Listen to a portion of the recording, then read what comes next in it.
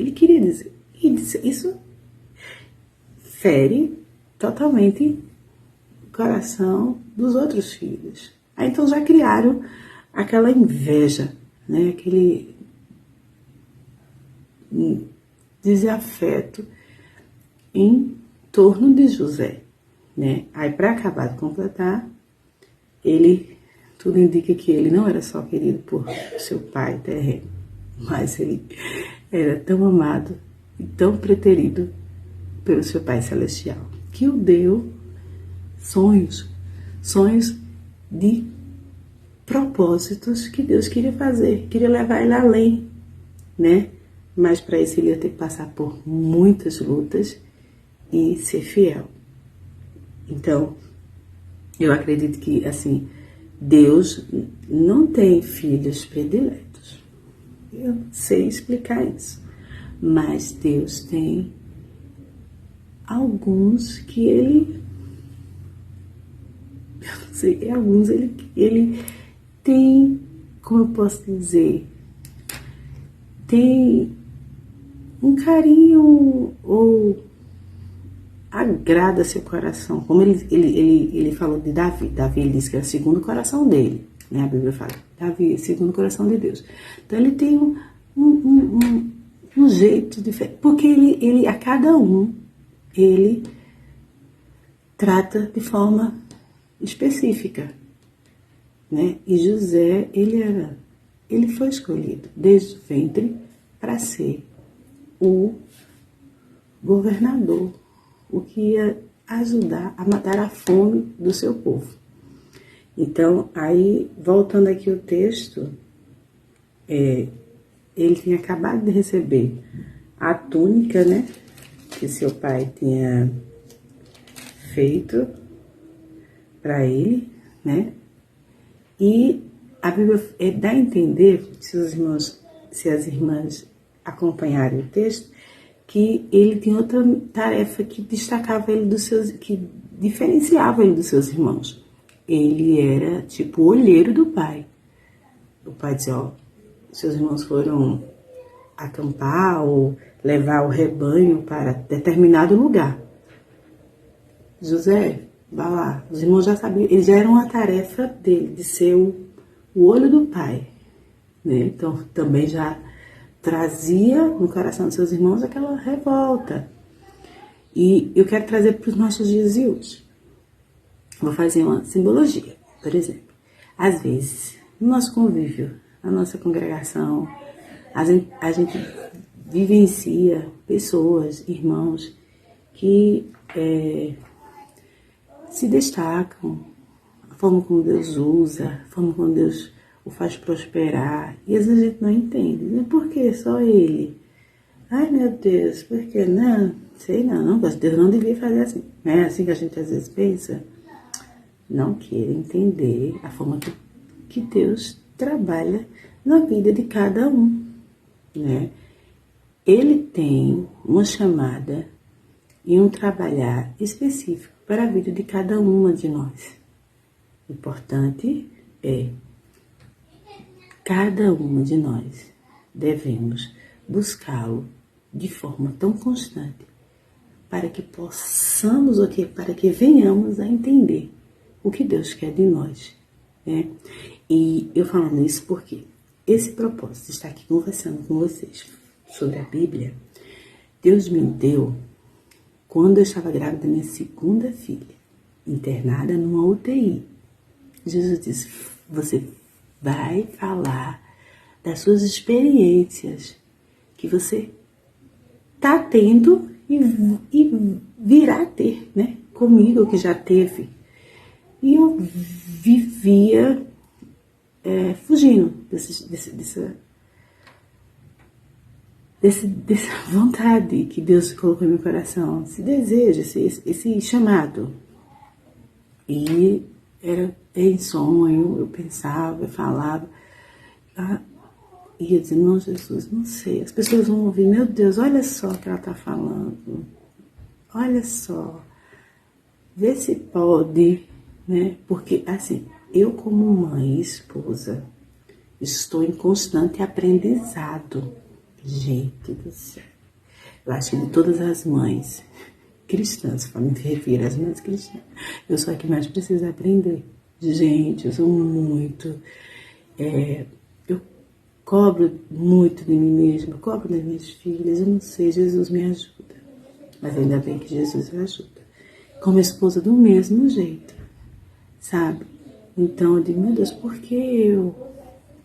Mas Deus sabe todas as coisas.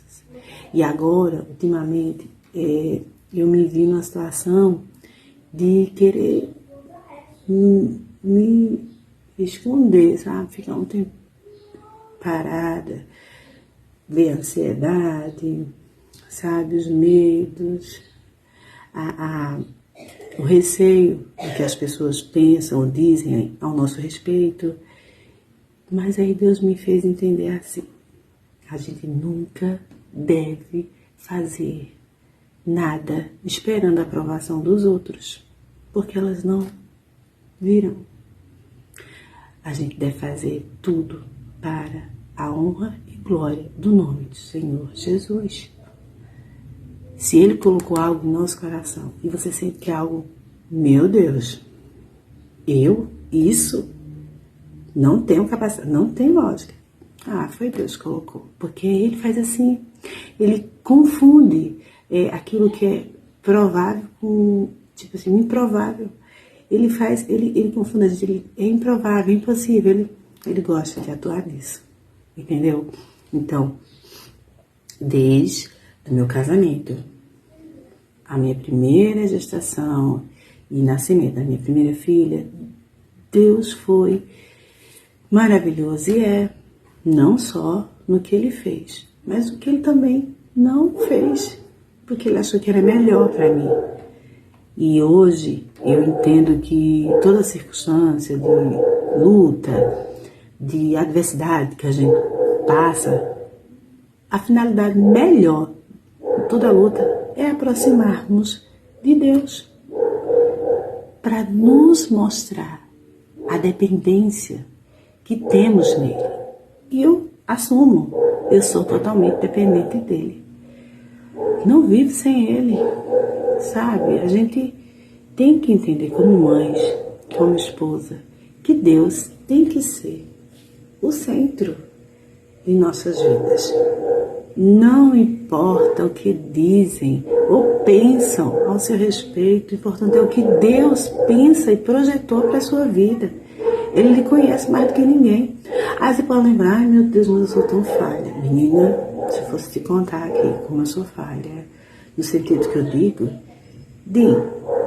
Deus às vezes fazer algo pra gente no dia anterior e depois a gente fica, meu Deus, mas será que é isso mesmo? Será que é isso mesmo? Será? Meu Deus, mas por que Deus fez? Eu duvido até, por que Deus fez isso, hein, minha gente? Porque eu não mereço. Mas não pense mais assim. Confie que Ele sabe o que é melhor para nós. Em meio a todos os problemas, lembre. Se os problemas forem grandes, de forma que você fique tão desesperado, mas que você consiga correr para os pés de Jesus, maravilha. Os problemas são nada pertinho dele.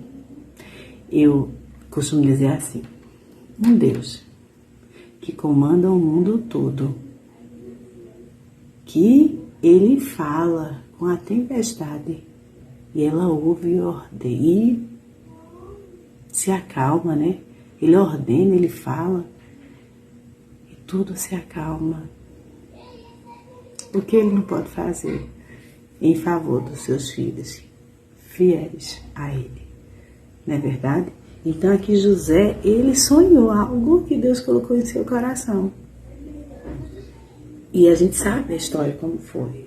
Agora outra coisa bem importante que aconteceu nesse dia em específico, quando os irmãos dele foram a Siquém, era junto a Siquém, eles levaram para apacentar o rebanho. E aí mais uma vez Israel, Jacó, seu pai, disse, vai ver se teus irmãos estão realmente em Siquém, apacentando o rebanho. Olha o que aconteceu no versículo 14, porque no finalzinho do 13, ele diz, eis-me aqui. Outra coisa importante, está disponível para o que Deus vai fazer em nós e através de nós. Eis-me aqui. Gente, no primeiro livro da Bíblia, José usa essa expressão, eis-me aqui. Né? Não é lindo? Para seu pai, que eu quero trazer aqui o exemplo de Deus, que muitas vezes Deus nos ordena a fazer algo que talvez não seja tão agradável. Imagina, vigiar seus irmãos, ver se eles estão fazendo o que o pai tinha determinado que eles fizessem. Mesmo sabendo que seus irmãos, eu acredito que José já sentia a inveja, o aborrecimento que os irmãos dele tinham para com ele. Mas ele foi em obediência, disse, eis-me aqui, meu pai. Ele disse, eu vou.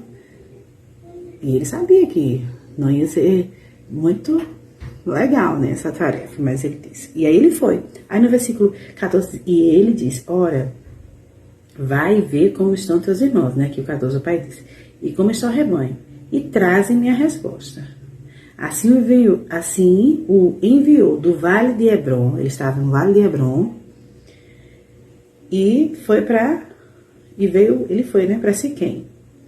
Só que no meio do caminho, né, olha o que no capítulo 15 diz, e achou um varão, porque ele andava errado, pelo campo.